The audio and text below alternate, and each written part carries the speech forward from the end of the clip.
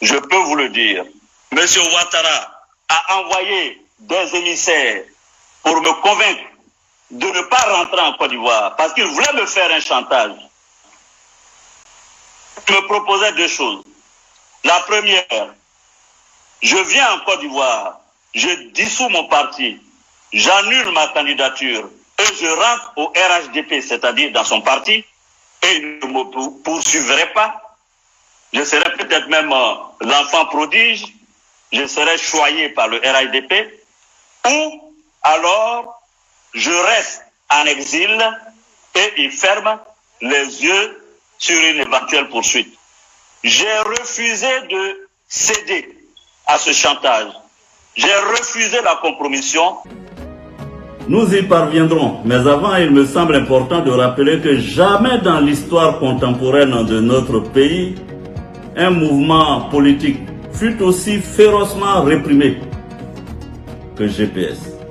Notre jeune mouvement, à peine né, a été confronté de façon brutale à une répression dont l'objectif clair était de l'empêcher de se déployer comme il se doit. Le 23 décembre 2019, en effet, 5 mois seulement après la naissance de notre mouvement et alors que déjà les arrestations et le harcèlement avaient commencé, des harcèlements qui avaient déjà conduit à des assassinats de nos adhérents et sympathisants, par exemple à Korogo, à Bobo, la répression atteindra un point culminant. En effet, mon vol retour, après une tournée africaine et européenne de 7 mois, a été empêché d'atterrir à Abidjan, contraignant ainsi le pilote à dérouter l'appareil pour sauver sa vie et celle de ses passagers. Et depuis 3 ans, je suis contraint à l'exil avec plusieurs cadres du mouvement et certains de mes proches. Ce jour-là, qui sera retenu dans nos mémoires et dans les annales comme la journée noire de GPS, plusieurs d'entre vous ont été arrêtés, battus, incarcérés, puis libérés pour certains.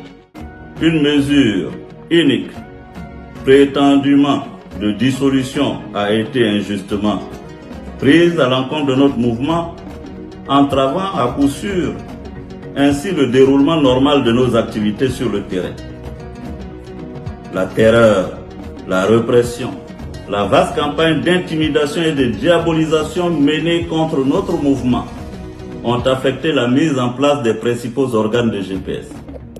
Depuis sa création donc, GPS vit pratiquement comme en état de siège. L'enquêteur a alors demandé s'il était informé de la dissolution de GPS. M. Kando Soumaro a allégué que GPS avait été déclaré dissous en première instance, mais que les avocats du mouvement avaient interjeté appel.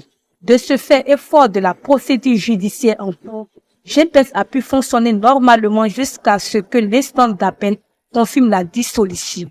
Le collège d'avocats s'est aussitôt pourvu en cassation par déclaration numéro 16 du 22 février 2023 et est dans l'attente de cette audience. Toutes choses étant égales par ailleurs, si GPS a pu fonctionner une première fois après un premier jugement, le pouvoir en cassation ne pouvait que produire le même effet, à savoir la suspension d'application de la dissolution. D'ailleurs, le Code de procédure pénale ne dit pas autre chose puisqu'il indique clairement en son article 605 que pendant les délais du recours en cassation et s'il y a eu recours jusqu'au prononcé de l'arrêt de la Cour de cassation, il est sujet à l'exécution de l'arrêt objet du recours sauf en ce qui concerne les condamnations civiles.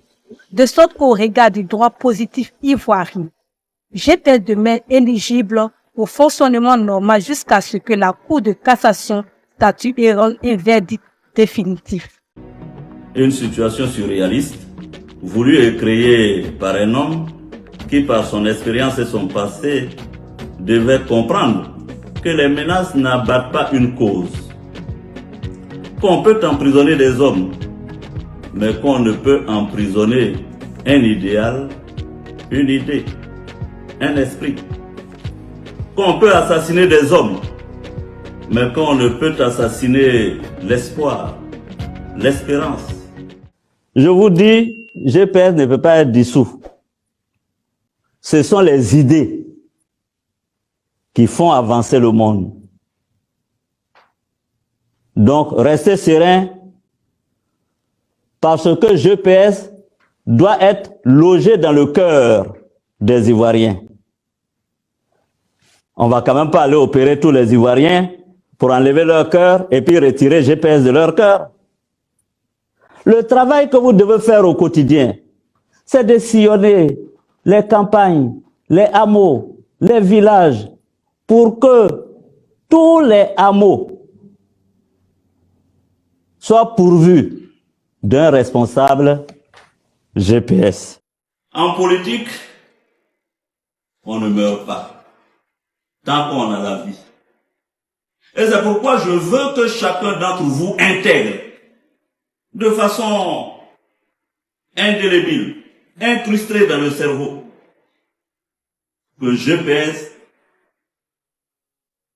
va conquérir le pouvoir d'État et nous allons diriger la Côte d'Ivoire. Correction du quiz, GPS est-il dissous? Après avoir visionné la vidéo relative à la non-dissolution de GPS, veuillez répondre aux 10 questions suivantes. Commencez ici. Question 1.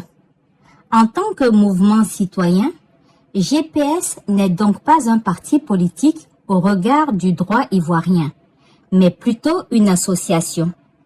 Vrai ou faux? La bonne réponse est vrai. Question 2. Le mouvement citoyen GPS a été légalement déclaré comme l'atteste le récépissé de dépôt de dossier d'association numéro 1229 MATB DGTA DAG SDVA qui lui a été délivré le 16 septembre 2019 par le ministère de l'Intérieur de Côte d'Ivoire. Vrai ou faux? La bonne réponse est vrai. Question 3. Afin de mettre fin à son exil en 2020, Alassane Ouattara a demandé au président Soro, vous pouvez sélectionner plus d'une réponse.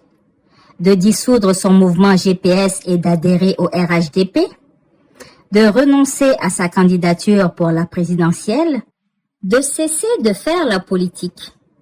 Les bonnes réponses sont de dissoudre son mouvement GPS et d'adhérer au RHDP, de renoncer à sa candidature pour la présidentielle.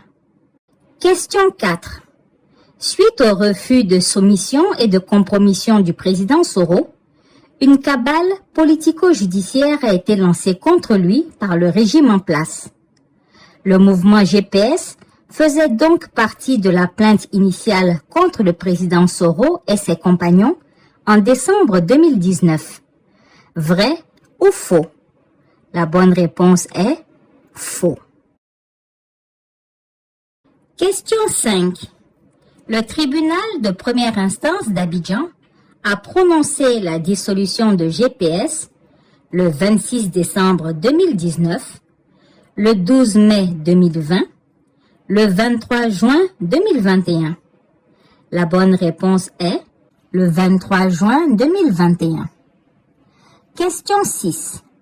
Après la décision de dissolution de GPS par le tribunal de première instance, les avocats du mouvement avaient fait appel de cette décision à la cour d'appel dans un premier temps, mais celui-ci avait été rejeté le 13 février 2023. Vrai ou faux? La bonne réponse est vrai. Question 7. Après le rejet de la cour d'appel, les avocats de GPS ont interjeté appel à nouveau, mais cette fois à la Cour de cassation, le 2 février 2023, le 22 février 2023, le 12 février 2023. La bonne réponse est le 22 février 2023. Question 8. GPS s'étant pourvu en cassation, l'article 605 du Code de procédure pénale ivoirien énonce que, pendant les délais du recours en cassation, et s'il y a eu recours, jusqu'au prononcé de l'arrêt de la Cour de cassation, il est sursis à l'exécution de l'arrêt objet du recours, sauf en ce qui concerne les condamnations civiles. Cela signifie donc que GPS peut fonctionner normalement, en toute légalité, jusqu'à ce que la Cour de cassation statue et rende un verdict définitif. Vrai ou faux?